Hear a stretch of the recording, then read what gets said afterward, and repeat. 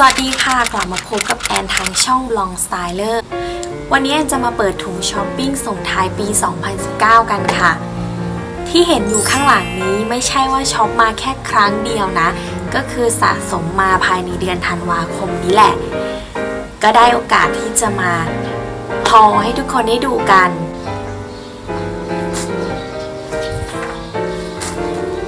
อีกแล้วตัวป่วนมาอีกแล้วนะคะมาทุกวิดีโอเลยเดี๋ยวเราไปดูกันที่ชิ้นแรกเลยนะคะ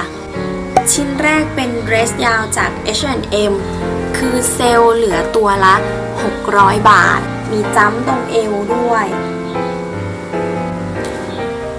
เนื้อผ้าก็คือลื่นๆมันๆน่าจะใส่สบายนะ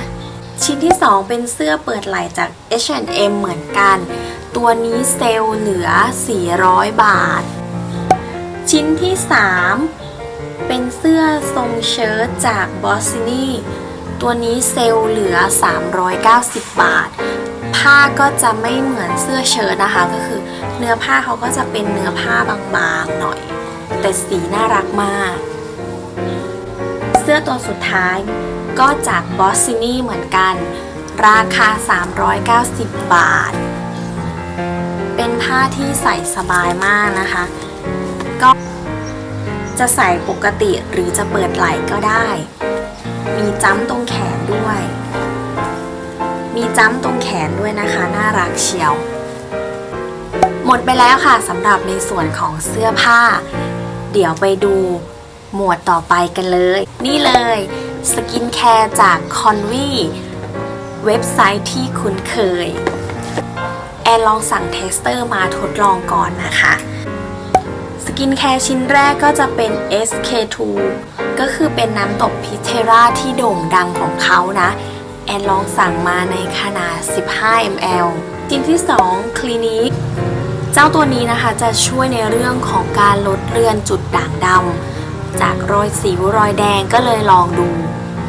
สกินแคร์ชิ้นสุดท้ายก็คือ Estee Lauder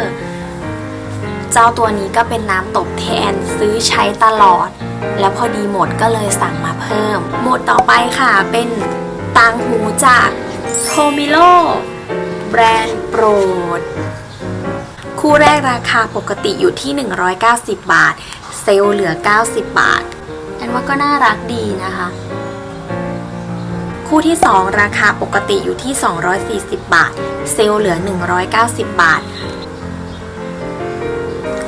มาถึงโหมดสุดท้ายกันแล้วค่ะเป็นโหมดของกระเป๋าต่างๆใบแรกเป็นกระเป๋าเครื่องสำอางจากลังโคมแอนมีแล้วใบหนึ่งแต่ว่าเป็นสีแดงกับชมพูเข้มอันนี้เป็นสีชมพูเข้มแล้วก็ชมพูอ่อนน่ารักมากข้างในก็จะเป็นช่องโล่งๆแบบนี้น่ารักมากซื้อมา2 ใบแล้วแต่ยังไม่มีโอกาสได้ใช้เลย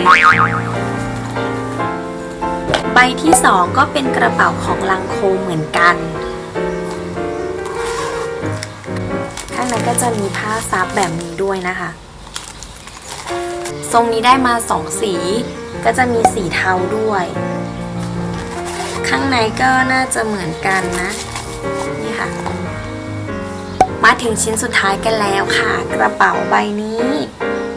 ของลังโคมอีกแล้วข้างในข้างๆก็ขยายได้